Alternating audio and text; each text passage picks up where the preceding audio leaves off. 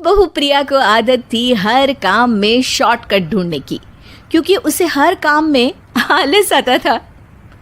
अरे यार, दूध गर्म कर दो ना। अरे पेट में जाके तो दूध ठंडा ही हो जाना है ना, तो ठंडा ही पी लो ना। अरे तुम मेरा सर गर्म मत करो यार। अच्छा है, सर गर्म हो जाए तो सर पे दूध रख लेना, वो भी गर्म हो जाएगा। एक बात बताओ, तुम इतनी आलसी क्यों हो? अरे बोलो ना, इतनी आलसी क्यों हो? प्रिया, जवाब दो।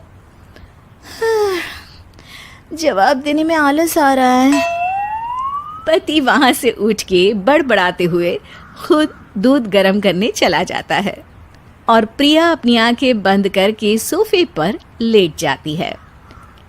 प्रिया की इस आदत का घर वाले सबको पता तो था ही, अब तो बाहर वाले भी उसको आलसी बोलने लगे थे।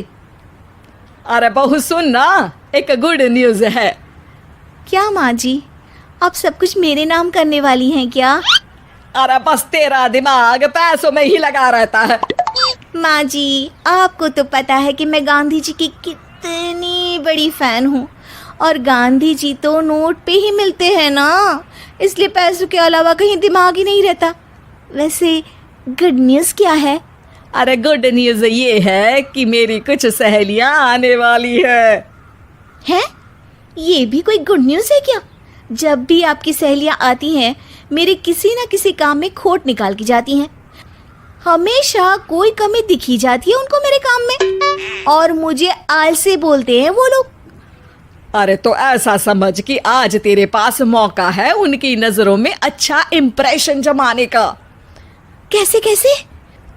उनके लिए खाने की इतनी स्वादिष्ट चीजें बना कि वे उंगलियां चाटती रह जाए। माँ जी, ये तो आप मुझे नया काम पकड़ा रही हो। अरे मेरी सहेलियों से तारीफ पानी है कि नहीं? हाँ, पानी तो है। तो बस जाओ, बन जाओ बावर्ची, लगाओ तड़का, कल शाम को आएंगी वो।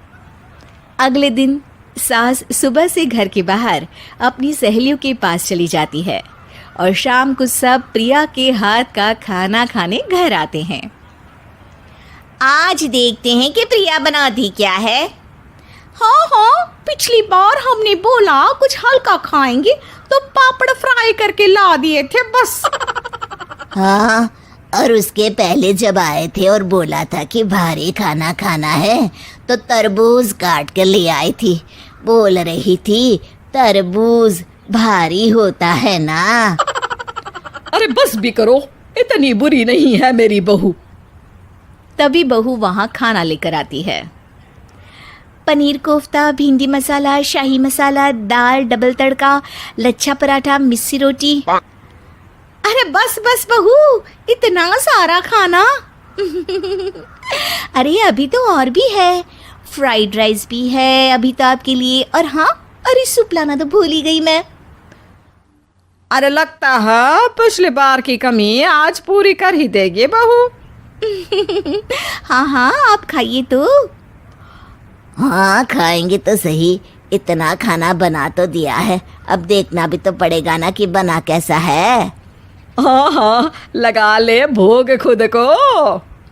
खाना चखते ही तीनों सहेलियां प्रिया की वाहवाही करने लगती है। अरे शानदार, जबरदस्त, जिंदाबाद, मजे आ गए प्रिया। प्रिया की सास भी कमाल है, बहू को क्या जायकेदार खाना बनाना सिखाया है। अरे मान गए भाई, इतना अच्छा खाना तो हम में से किसी की बहू नहीं बनाती, और हम भी नहीं बनाते, झूठ क्यों बोले। अरे बस करो बस करो, खाने पे ध्यान दो, बोलती ही रहोगी तो खाओगी कब। ये लो, थोड़ा पनीर और ले लो। सास भी सहेलियों के साथ खाना खाने लगती है, पर बहू के साथ अपनी भी तारीफ सुनकर सास मन ही मन फूली नहीं समा रही थी। प्रिया ने बड़ी खुशी से सबको खाना परोसा, और सब ने झट से खाना खत्म भी कर दिया। राधे राधे, मजा आ गया। और थक गई खाना खाते खाते, अब बस बिस्तर लग जाए मेरा। अब तो जब भी मेरे घर मेहमान आएंगे प्रिया को ले जाया करूंगी खाना बनाने के लिए, मेहमान भी खुश हो जाएंगे। सास खुश है कि प्रिया की इमेज अपनी सहेलियों के सामने काफी सुधर गई है। प्रिया खाने के बर्तन समेटती है। इतने में तीनों सहेलियां हाथ धोने किचन में चली जाती है। तभी एक सहेली देखती है कि किचन स्टैंड पर कागज पड़ा हुआ है। वो सोचती है कि कागज को डस्टबिन में डाल दे। जैसे ही वो उसे उठाती है तो देखती ही रह जाती है। दरअसल वो एक बिल है जिसमें वो सारी चीजें लिखी है जो उन्होंने अभी अभी खाई है।